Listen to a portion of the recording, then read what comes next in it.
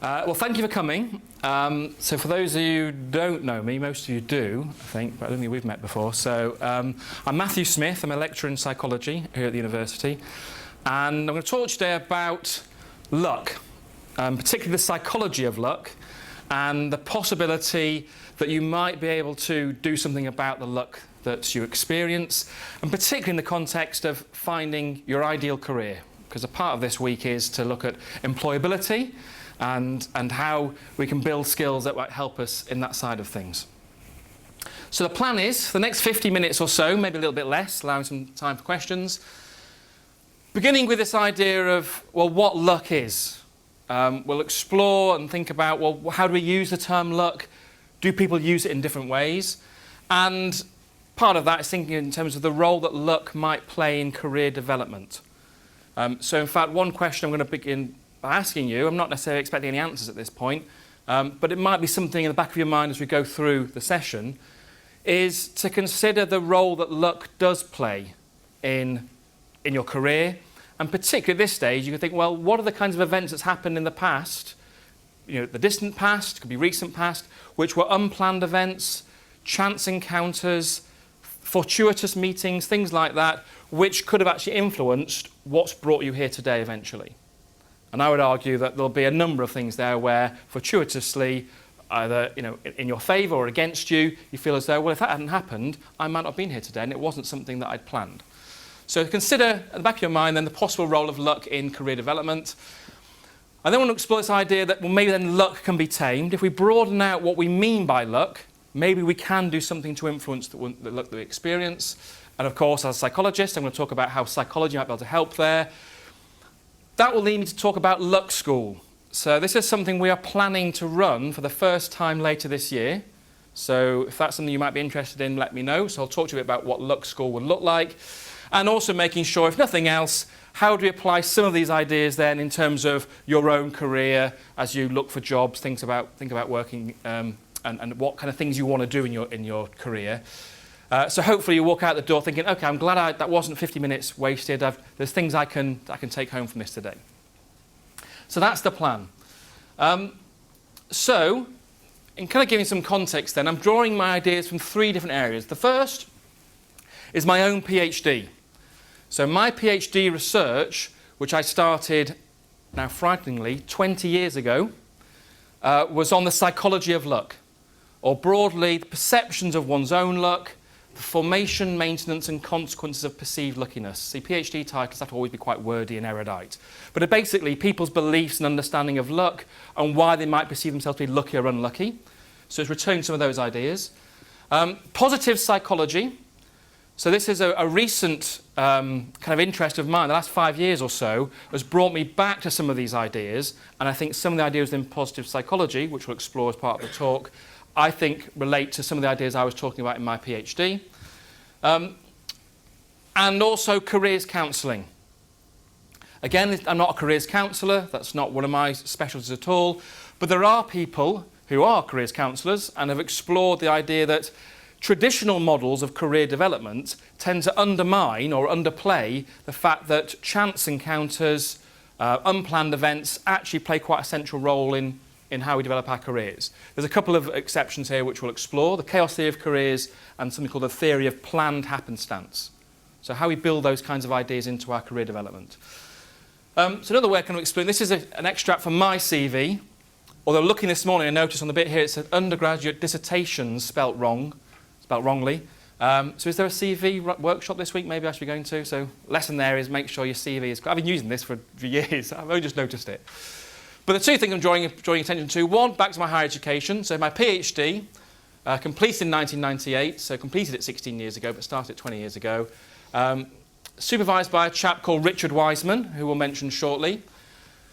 And that was me kind of exploring some of these ideas. And the way I got involved with that was somewhat fortuitously. It wasn't part of my plans. So that kind of part of my career early on was kind of fortuitously drawn to this area. And then most recently, so since August 2011, I've been a senior lecturer here at Bucks New University. And one of the areas I teach on is the MSc Applied Positive Psychology. Even got some flyers here today for those who might be interested. It's actually one of only 2 MSc courses on that topic in the country. and about one of only 7 or 8 in the whole world. It's quite a rare MSc program, but they're increasing in numbers as this area is kind of taking hold. So again, we'll explore a bit more later about what we mean by positive psychology. But it's these two areas combined is that I'm really kind of realising that some of the ideas I explored in my PhD, I'm now returning to in some of my current research and teaching. So, the question we're faced with first of all is, well, what do you mean by luck? Because probably we'll have different opinions on what luck is. For now, let's start with, a good place to start is the dictionary definition, where you'll see if you did go look through the dictionary for how luck is defined, you'll see there's quite a lot of definitions, different ways it can be used. So I've kind of extracted a couple here. So one where it can be used as a noun to describe success or failure apparently brought by chance rather than through one's own actions, and it's chance considered as a force that causes good or bad things to happen. Now we could even question, well, what do you mean by chance? And again, if you look that in the dictionary, you'll find a whole definition for chance. So I'm not going to get too caught up into that. My initial feeling when I looked here was that I would be dissatisfied with the dictionary definition, thinking you're not going to really capture some of the complexities. I actually think it's not a bad dictionary definition for what I'm interested in. This first part, success or failure apparently brought by chance rather than through one's own actions. And the word I particularly like in that definition is the word apparently. So we'll explore the extent to which, is it something which is beyond our control? Is it something that is something that's not part of our own actions? Is it just stuff that happens to us? Or sometimes are there things that we're doing that can actually create that? So, but at least we're saying apparently brought by chance. So that's the dictionary definition. If you then look at how psychologists have used the term, so this is something I did as part of my PhD. One does a literature review and reviews literature up to that point of how psychologists have explored these ideas. So a big part of my first year was collating and researching the literature up to that point, and I think it's still largely true now, that traditionally psychologists will treat luck as external, unstable and uncontrollable. And the area of psychology which has most made reference to luck is now called attribution theory, where how people go about making sense of things that happen to them or explaining other people's behaviour. So a nice example, I think, to illustrate it here would be you've taken an exam and you've either done pretty well on it or you've done badly on it. You've succeeded, you've failed. One of those kind of two general options. How you attribute your success, if you've done well on it, could be down to something that you've done, how much effort you put into revising, or you feel your own natural ability. That would be an internal attribution. I was successful because I revised hard is an internal attribution. If, however, you said, well, I did well on the exam, but it was lucky that I got the right questions, that I happened to revise, or it was a multiple choice test, I kind of guessed well, and I was just lucky, that would be an external attribution. It's something which is outside of you in this context. Also then, if it's something that's external, and it's in that way, it will be unstable, as in it's not always going to be working out in your favour. The next time you sit an exam, you might find you've just happened to revise the wrong topics, or that you guessed not so well that time. So there's the instability to it, and therefore linked to that, it's uncontrollable. So there's some research back in the 1970s and 80s which particularly kind of set up attribution theory, and that was developing from research in the 1950s, which essentially now treats luck as being that nature. So that's how psychologists have treated it. However, what I was discovering in terms of my PhD, and others had also written about this in the literature, that's not how people always perceive luck. Sometimes people can see it as internal, stable, and controllable in the more kind of extreme cases. But even it's encapsulated in the idea, I'm a lucky person. If you perceive yourself to be a lucky person, then that's something that's internal, it's something about you. Therefore, maybe it's stable, that I'm a lucky person, so good things might happen to me today and happen tomorrow, next week, because I'm a lucky person. And maybe there are things I can do to actually control that. So I can engage in actions or think in a certain way that controls it. So for example, let's have a quick kind of show of hands. I hope there's enough here to get a sense of, would anybody here at least feel as though, yeah, I might generally consider myself a lucky person? So I'm seeing at least one nod and a hand, and I think I myself would say, yeah, on balance, I would regard myself as a lucky person. There's ways in which you might be using the term, but again, it's at least showing that this idea of luck isn't necessarily something which is external to us, unstable and uncontrollable. So I want to start kind of softening your ideas of what luck is. Okay? So, let's see what's next. Oh, there's another part actually it's worth thinking about. So that's to do with it being kind of an attribution in terms of being external. But here's something to think about. So first of all, make your minds go blank. That was quick. Imagine you're waiting in a bank when an armed robber enters and fires a shot. The bullet hits you in the arm. So that's an imagined scenario. Imagine it's happened to you. Would you describe it as lucky or unlucky? So a show of hands, would you on balance describe that as being unlucky? No hands going up for that. That's a surprise. So hands up, we think it's lucky. And hands up, we couldn't care either way. That's quite a surprising finding. Normally, at this point, I go, oh, isn't it interesting? We don't all perceive it as one or the other. And usually you get, and actually you tend to find that most, this is quite surprising, maybe you're already kind of primed to think in this way. But a lot of people would say it's unlucky, and then some people say lucky, and you go, oh, that's interesting, there's a split. Then we'll explore the reasons why. So I'll have to then put forward, if you imagine someone might describe it as unlucky, or you weren't so sure maybe, why might someone describe it as unlucky?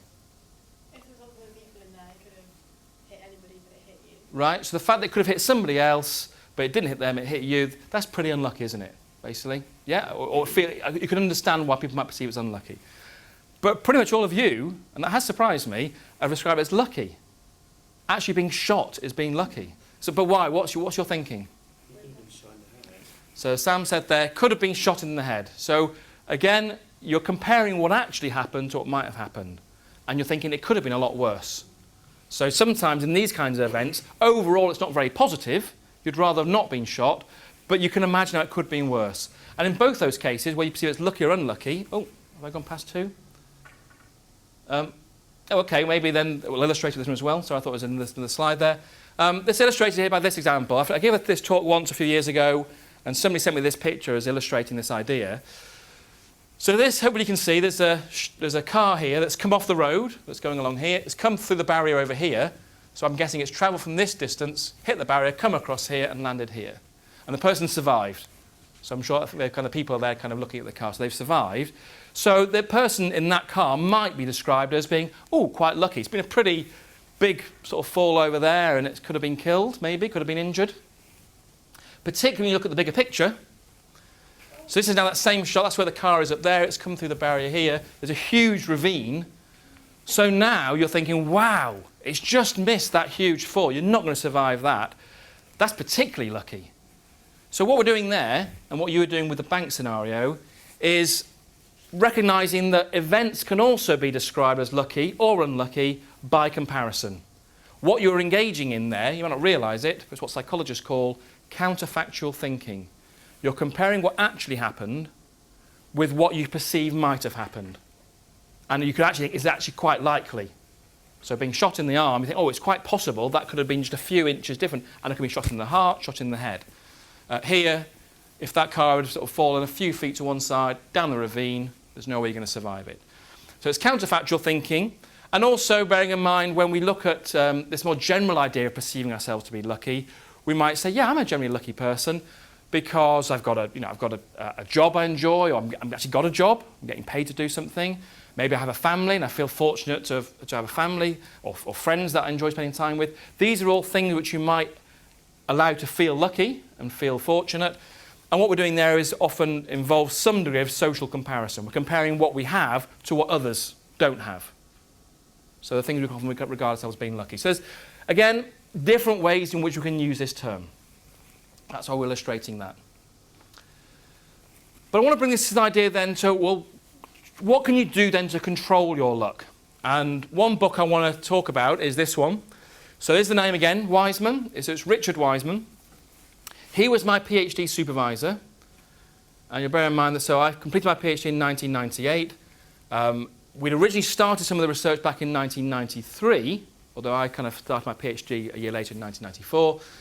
And at the time, Richard had said, I want to sort of see whether or not we can develop these ideas into a book you could make available to the lay public and say, these are things you can do to influence your luck. So you see, it's called the luck factor, change your luck and change your life. So he eventually did it. He published it first in 2003. So it's been this like 10 years of research. So he went on to do more research than I had done with him. So some of the research I did with him is featured in the book. And so that's kind of a book I want to return to. When it first got published, I was actually one of the most cynical and sceptical, I think, of people to read it. I kind of scanned it thinking, yeah, he'd always wanted to write this book, but I thought, it's not as straightforward as that. It's not so easy to say to people, oh, you're leading an unlucky life. Lots of bad things seem to be happening to you. Just sort of change the way you think about stuff and it'll all be fine. So I was a little bit sceptical about it. And also, as we'll look at it, some of the research is about measuring people's perceptions of their own luck. So if you remember, my wordy title of my PhD was Perceptions of One's Own Luck, the formation, consequence, and the formation, maintenance, and consequences of perceived luckiness. So a lot of the measurements here are to do with how lucky you perceive yourself to be. So when you look at that book, if you were to, I might take issue at some of the findings and some of the conclusions that are drawn, but maybe there's actually some underlying truth to it. So that's why I want to look at it. If you do find yourself wanting to buy the book, actually look for the one with a red cover. This took me a few years to realise. I had both copies. I had the first copy. I think Richard gave me a copy of the blue copy first of all. Then I lent it to someone, so I went off and bought another copy. By this time it had changed to red. Oh, they just changed the cover. But it's now published a year later. It's actually a second edition. It doesn't make it clear. The reason why it's the preferred copy to buy, there's at least one, if not two, more chapters in there. So particularly when I want to talk about Luck School, which is mentioned in the second version of this book, it's not mentioned in the first version. It's not something he'd done yet. So if you're going to buy the book or look for it, it's only about £6 on Amazon, go for the 2004 one. There's probably also American versions as well, but that's what I'd suggest you try and get, if you're going to get one at all. You might argue, having gone through some of these ideas, you don't need to, because you picked up some of the ideas. In essence, he talks about these 4 basic principles, and he'll talk through each of these principles and some sub-principles. Things like maximising chance opportunities, things you can do to create more opportunity, and we'll explore that a little bit more in a second. Listen to your hunches. So this idea of relying on intuitive feelings in when you make decisions. There are some people who are more happy to do that. Some people who are less comfortable relying on just intuitive feelings or guts in terms of their decisions. In that research, he was arguing that so-called lucky people are more likely to listen to their hunches and therefore maybe make decisions that work out in their favour. Expect good fortune. We'll talk a bit more about that in a second. So how you expect things to work out will impact upon what you actually experience. And also this idea of when, there are times when bad things are going to happen, it's part of life. How do you deal with that? Are there things psychologically you can do to deal with that? And then in the book, in the second version of the book, he talks about Luck School. And this is the idea that's kind of brought me back to seeing whether or not these ideas really can hold water. Where he takes some of these ideas, takes a very small group of people, I think over about a month, sees if you can teach them these principles and see if it affects their luck. And their last chapter talks a little bit about it. And what I want to do really is pick up where he left off with Luck School and talk more about, see whether or not we can explore it in more detail. So that's what he's done. Also then, since my PhD, which was completed in 1998, there's an area of psychology which has taken hold. So I mentioned it before, positive psychology. So again, we're a university where we actually offer this MSc program in applied positive psychology. It really holds back to a guy called Martin Seligman, who's a very well-known psychologist, who for much of his career has looked at depression and models of depression and also anxiety. And when he was president of the American Psychological Association, the APA, he argued there was a need of a shift away from what we might describe as negative psychology, or just a psychology where you're trying to fix people when things are wrong, like when you're looking at depression, anxiety. A lot of what he was looking at actually as part of his career. And what he was saying is there's a need to shift our attention to the more positive side of things. The positive psychology, Martin Seligman had argued that there's a need to shift our attention to what makes life worth living, is one way of describing it. Optimal human functioning, things like happiness, well-being, strengths. So shifting the focus. And it has taken hold, and now you've got a number of MSc programs around the world that are taking some of these ideas. He didn't actually coin the term positive psychology. You can look back to Abraham Maslow for that back in the 1960s. So researchers had actually been looking at these ideas for a number of years. These are just some of the topics looked at within positive psychology. There are others. But increasingly, some of these terms are becoming buzzwords. Mindfulness is something you see across in different areas, in the caring professions, in teaching, trying to encourage it in amongst younger people in schools. Also resilience, other ways we can teach people, and particularly children, youngsters, to be resilient in their thinking. So these are some of the ideas of positive psychology, which I'm not going to have time to go in any depth today. But what I wanted to consider is, well, what Richard's research, and the research I did with Richard at the time, wasn't informed by positive psychology as such. I think some of the ideas we talked about overlap with some of these things. But now finding that I'm kind of being drawn back into the area, I think there's lots of things to be learned from positive psychology in terms of people's experiences about luck. So that's kind of where it brings that together. And the other area, which I did promise I'd tell you something a little bit about, and in case the context for today, is the area of careers counselling. So some of these authors, I think Jim Bright at least, and I think John Crumboldt actually, are both psychologists, but they're people who generally work in the area of careers counselling.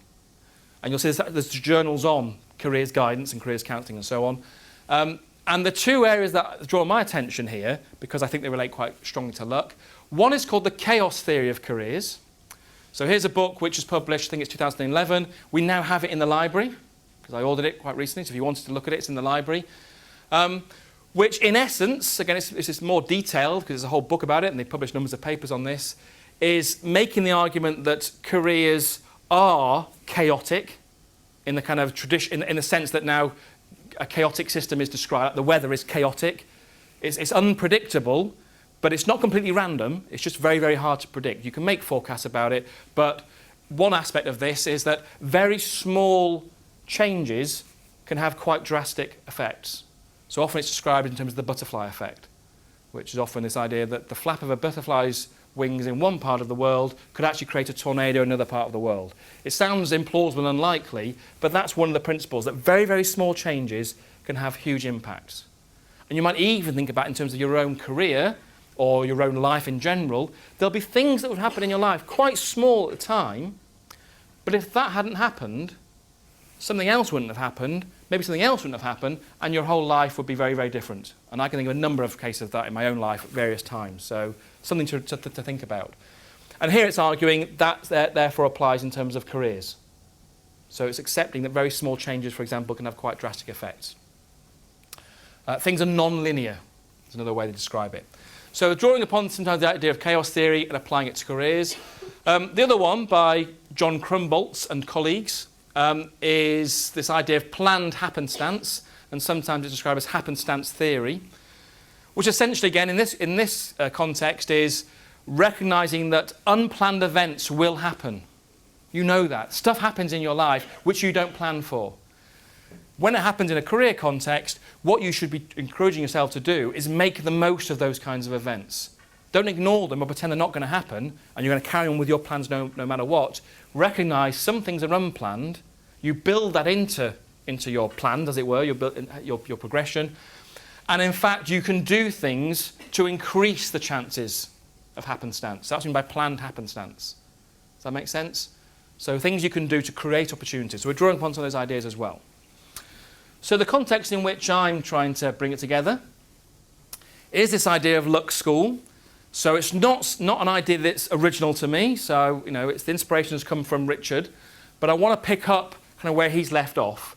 So he hasn't done anything with it. I think the way it was done really for that second version of the book was that I think the publisher basically said to him, do you know what, could you run something like a luck school where you take the ideas you're talking about, take a group of 5 people, you teach them, follow them over a month, and let's see how it impacts upon them. We get some nice little case studies. And it says the last chapter of that second version of the book, he describes some of those.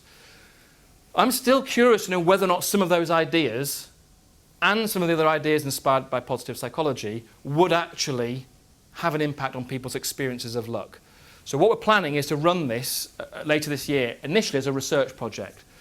So the current plan, and I'm looking to Sam for this as well, because Sam is someone who's hopefully going to help with some of this, is in June of this year is to launch it. We need yet to kind of, some of this is a sounding board. If you have ideas in terms of what we might build into Luck School, if you think it's a goer, I think it's worth trying to run with this, is as a research project. So we are looking for people who might be willing to take part as participants. Notionally at this stage, the plan is it would include 6 fortnightly sessions.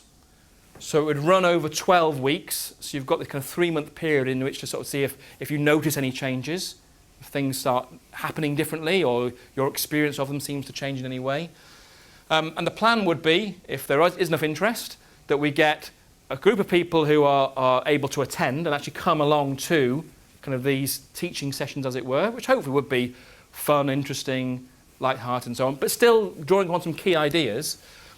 But I think there's also some room there to do something online as well. So if there's people further afield, could still log into something on a fortnightly basis and learn some of these principles, these ideas, and part of it is reflect on their own experiences.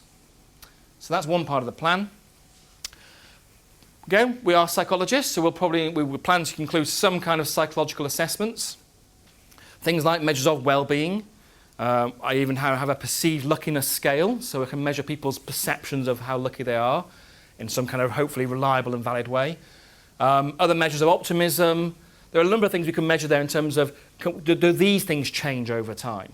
And it's an area that positive psychology is well established in terms of you talk about what are called positive psychology interventions.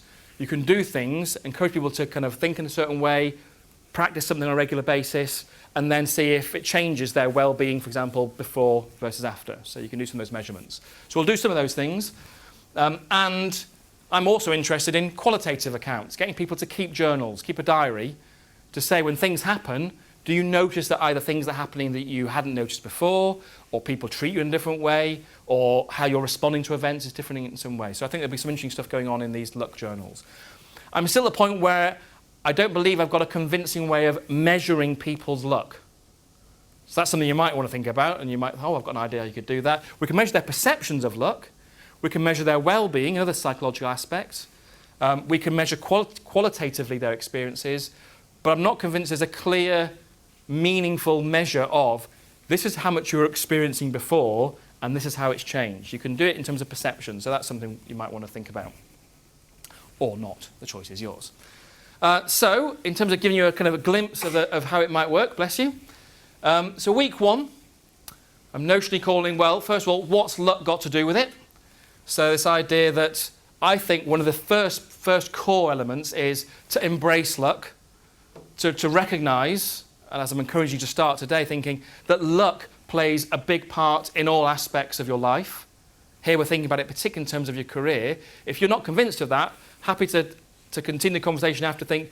And in fact, some of our early research, initial research, it's just going through ethics now, is to do interviews with some of our own graduates, so through the alumni group, people who are typically 3 to 5 or more years down the line, and just asking them about their career progression since graduating, and to what extent the kind of changes from being a student to their first job and subsequent jobs, were there things where it happened through chance encounters, being in the right place at the right time or the wrong place at the wrong time, if that makes sense, doing something they didn't plan, so unplanned events. So part of, I would say, the initial part of Luck School is to recognise that, oh, actually, yes, it has played a big part in where I've come so far, and it will continue to do that. And to embrace that, to recognise that. Don't pretend it isn't the case, but to realise that, so what you then do about it. So that's lesson 1, but it would obviously be longer than that for the actual Luck School, you realise, but you get the idea.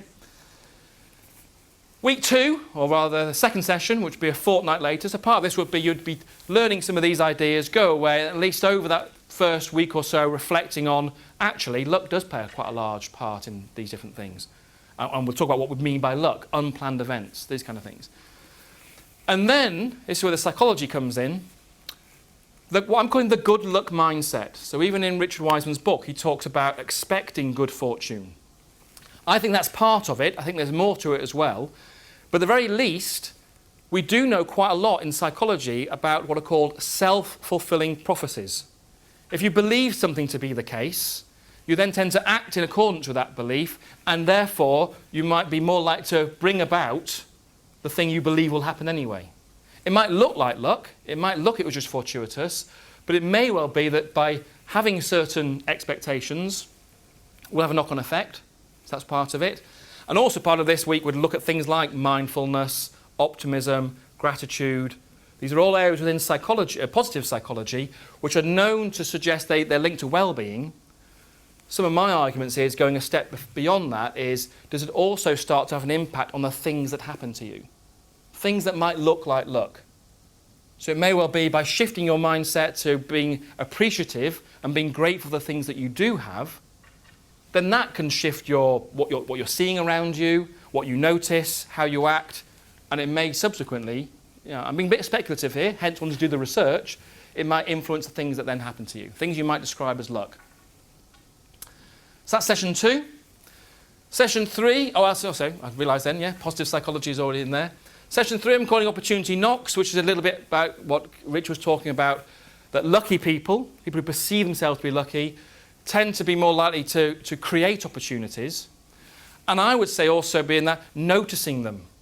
There are actually opportunities around us all the time, but we don't really pay much attention to them. We're too focused on what we're doing. We know we've got assignments due in, we've got an essay to do, we've got a job interview the next day, we've got a commitment to do. We're just focused on what we need to be doing. And what we're not very good is recognising that actually there are things happening around us that if we were a little bit more or a little bit less blinkered in our views, we might notice these other opportunities. A great example comes from some of the research that Richard did as part of the Luck Factor, where he asked people to look through a newspaper and count the number of photographs that are in the newspaper. There are like 43 photographs, so that's the task. So count the photographs. On page 2 of the newspaper, there's an advert saying, there are 43 photographs in this newspaper, stop counting, tell the experimenter. About halfway through the newspaper, a big, almost half-page advert, I think, saying pretty much the same thing.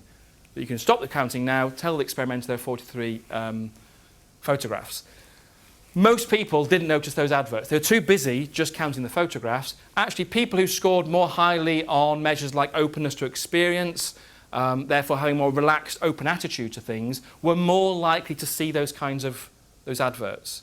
Suggesting that when you are more relaxed in how you're going about doing your task, you might see these opportunities. I think there's more to be done there. Some of you might be familiar with inattentional blindness, where there's a classic clip of people passing a basketball to each other. If you've not seen it yet, if you just Google inattentional blindness and basketball, because I don't want to give it away, and watch the clip with the instructions, a very good example of the same kind of principle. So I think some of this is, are there ways in which by engaging in some of these ideas like expecting good luck and being more relaxed, engaging in mindfulness, so on and so forth, does it help you to notice more opportunities? And on back of that, go out and create more opportunities. Don't just necessarily just be passive and just wait for things to happen. Are there things you can be doing to create those opportunities? To create the experience of luck down the line. You might not know where it's going to go, but sometimes those kinds of experiences come from you actually putting something out there, sowing a seed. Now what seems contradictory to that, and this is something going beyond what Richard talks about in the Luck Factor, but this is an idea that's kind of attracted me for a number of years. I think that the idea of going with the flow has had a bit of bad press. And there's actually some books will say that only dead fish go with the flow. You've almost got to fight against it. You've got to fight to achieve anything in this world. You've got to fight for it. You've got to go against the norm. You've got to really push against things. I'm wondering whether there's actually some value, particularly in terms of increasing your luck experiences, in trusting that things will work out in a certain way. And there's quite a lot of non-academic literature, I wouldn't say it's research, so pop psychology, pseudo-spiritual psychology, even sometimes spiritual texts will say that you've got to trust in the things that happen to you. Maybe that's just trusting in unplanned events and let them work out the way they're going to work out. We often can't foresee what's going to happen. So going with the flow, I think, is something worth exploring. And it's not just sitting there and being completely passive. There's an element of being active with that. You can put yourself in the place where the flow is the strongest and so on. We can explore those ideas if you want to. So that's part of it. That would be week 4. In week 5, I allude to this idea, and I'm being quite cryptic, calling it Stercus accidit. It's a little term I came across. I'm not convinced it's genuine Latin. It's a Latin term. But if you Google it, which is probably what you wanted to do, you think, well, what does that term actually mean? Any ideas? Anyone heard the term before? So the little clue's in the right-hand corner. So it's allegedly Latin for shit happens, basically. So this idea that there is going to be stuff that happens from time to time which you might describe as bad luck. It's a negative experience. It's being in the bank at that time, being shot in the arm. There's not a lot you could have done to control it. You might have said, oh, I could have gone to a different bank, but you didn't know it was going to happen. So there are going to be things that happen in your life that you would rather have not happened. What can you do psychologically to develop a resilient way of thinking about it? So some of it might include things like counterfactual thinking, which we've looked at. Again, there's research in positive psychology exploring how people are able, who experience adversity, are often able to find positive meaning in those experiences. So you are kind of noticing, what are the opportunities in a situation actually that overall you would have probably rather not happened. But these things happen, so you accept them, and some people are particularly able to work well with those. So that's the kind of 5 weeks of it. So you might think, oh, so what about the 6th week then? Well, that's the kind of one I would call now go luck yourself, in terms of bringing it all together, a few extra kind of tips of kind of drawing upon psychology to increase one's luck, and then going out into the world and seeing if it actually has an impact. And also by that point, we're 12 weeks into the course, are we already seeing some changes?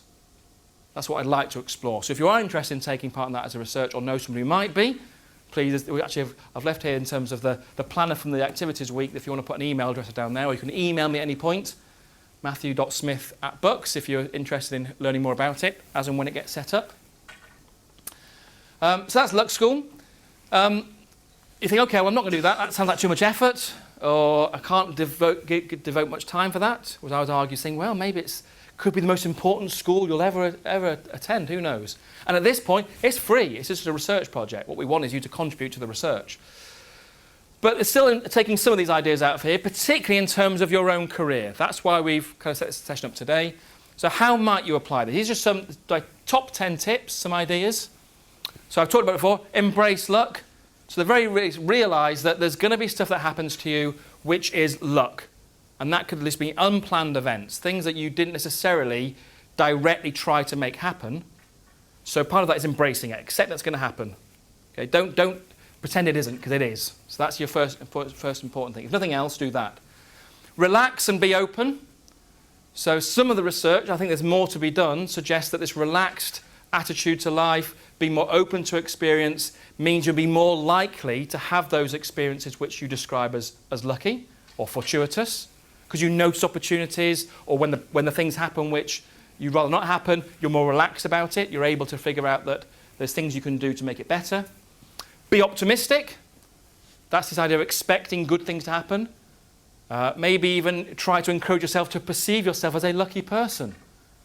I don't think I necessarily talk about gratitude on here, but luck and gratitude go together. You might think, I feel lucky because I'm grateful of what I have. Cultivating that outlook could be helpful in also linking to be optimistic, and again, may have this self-fulfilling prophecy. Make opportunities. So yes, come to talks like this, go to events when they're happening, careers opportunities, go to email people who might have job opportunities, apply for stuff. Sounds obvious, but a lot of people don't even make that first step. There's a line that from Woody Allen that was mentioned in one of the opening ceremonies of the university last year, which is 80% of life is just showing up. Or if you look at the people who are successful in life, by just doing what it is they're doing, you're 80% of the way there, or at least 50% of the way there. So start doing the stuff. Don't keep holding off. I'm trying to listen to these ideas myself, because I'm still someone who's trying to learn from these principles. Be curious and willing to take risks. So, and I put risks in inverted commas because maybe they aren't risks, maybe it's calculated risks, putting yourself outside of your comfort zone. So be curious and go out there and actually find out, I wonder what might happen if. You don't know what would happen. Don't be too concerned with, I don't know what's going to happen if I do this, so I'm not going to go. Be curious about it. Who knows what might happen? Something else might happen which you'd never planned. I mean, as a side there, if I hadn't picked up a phone from a phone call and responded positively to something now 12 years ago, I wouldn't have then gone through a whole series of events where I would eventually met the person who has now become my wife, and we now have 2 children. And so many other things in there. But that would have been fortuitous chance occurrences, unplanned events. So some of the things are kind of linked to being curious and willing to take risks. Learn from your mistakes, again, in inverted commas. Maybe they're not mistakes, maybe they're just lessons. Some of these things sound like kind of very pop psychology ideas, but I think there's something to these ideas. So prepared when things don't seem to go to plan, like you make a wrong decision, you did the wrong degree, or I went for a job, I shouldn't have taken that job. Well, learn from that. Maybe then you can still quit that job and do something else. What do you really want to do? Appreciate that small things can have big effects or a big impact. That's this butterfly effect idea. If you haven't ever seen the film, there's a film called The Butterfly Effect, but I think a better one is Back to the Future. If you've not seen Back to the Future, you've got to watch that. That's butterfly effect is key within that. One of my little favourites from when I was a teenager. Accept change. Again, this is a big, there's whole people out there talk about change specialists, organisational change. Again, in terms of career, increasingly, it's now for a number of years, for the last 20, 30, 40 years, this idea of a job for life is something which is very much, a thing of the past. Some people have that and they stay in a career in the same job for all of their life. Many people don't. I would argue perhaps the more interesting people don't. Those people who spend a few years doing one thing, change their mind, do something else, change their mind, do something else. And maybe that's the way you're going to increase luck experiences because you're widening out of the people you're going to be meeting. A whole range of different types of people. So accept change. This is now going back to the stuff within the luck factor. I think there is something there to listen to intuitive feelings. If something feels right, maybe there is something right about that situation. If the job feels like it would be something for you, then go for it. You might not be able to put your finger on what exactly it is. You can't rationalise it. That doesn't mean there's something to those feelings. You're probably basing it on something in the environment or something about the interview or the organisation that is striking a chord with you.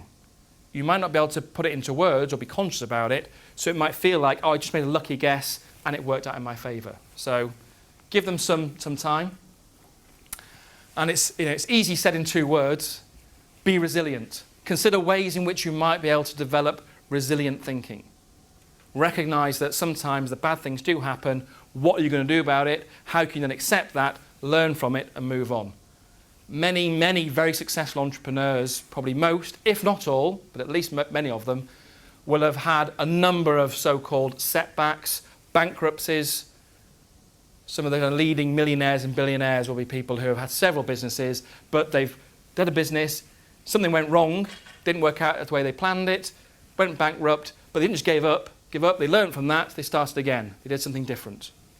It's all part of learning from those things, developing resilient thinking. I think it's my top 10, and if you want to read more at any point, so the Crumbolt's book is that Luck is No Accident. So this one and the Prior and Bright one are the 2 careers counselling books. This one's definitely in the library, that one may be in the library now, because they're books that I'm quite keen to read and reread, but they're of interest if you're looking at these ideas and how you build them in terms of your own career planning. My own PhD, you probably don't really want to read that. I do have it now electronically. If people really wanted to read the whole thing, you might actually find Richard's book a much easier read, and it includes chunks of the research that I did anyway. And other than that then, all it leaves me to say is to go luck yourself. On that note, thanks for your attention. Happy to answer any questions. Oh, there you go.